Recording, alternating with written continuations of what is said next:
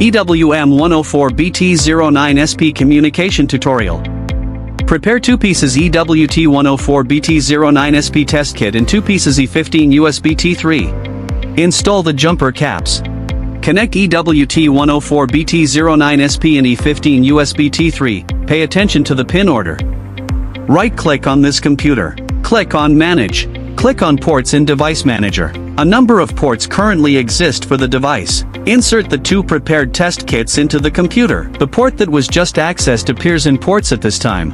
If the new port option is not displayed, the following steps need to be followed to install the drivers. Locate the driver folder in the folder. Right-click on the ch343ser.exe file. Click Run as Administrator. Click on Install. EWM104-BT09SP in Cell Phone Communication Tutorial. Open the SCOM Serial Port Debugging Assistant software. Select the serial port, select the serial port parameters, and click Open Serial Port. Send @ command to check whether the communication is normal.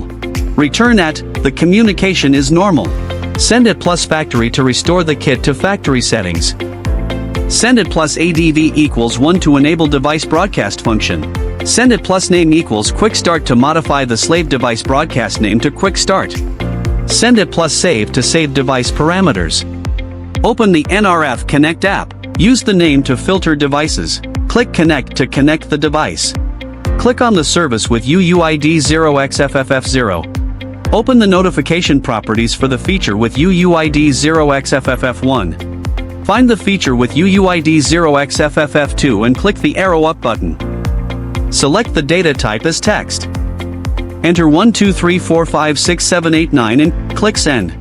The module receives the data. The module sends data to the phone. Module sends data to cell phone. At this point, the module is able to respond to commands. Be careful not to send the same data as the command. EWM104-BT09SP1 Master 1 Slave Communication Tutorial.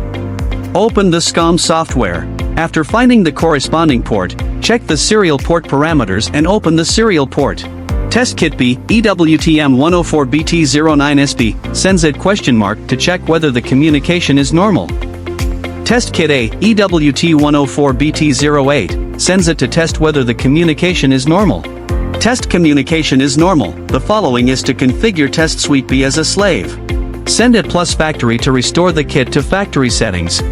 Send +ADV=1 to enable the device broadcast function. Send +name = quick start to modify the slave device broadcast name to quick start.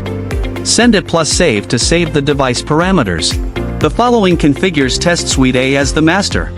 Send +restore to restore the kit to factory settings.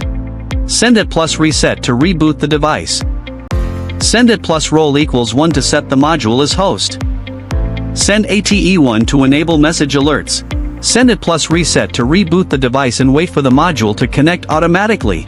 Modules connect successfully. Modules send and receive data to and from each other. Communication is successful. At this time, Kit B is able to respond to commands. Be careful not to send the same data as the instruction.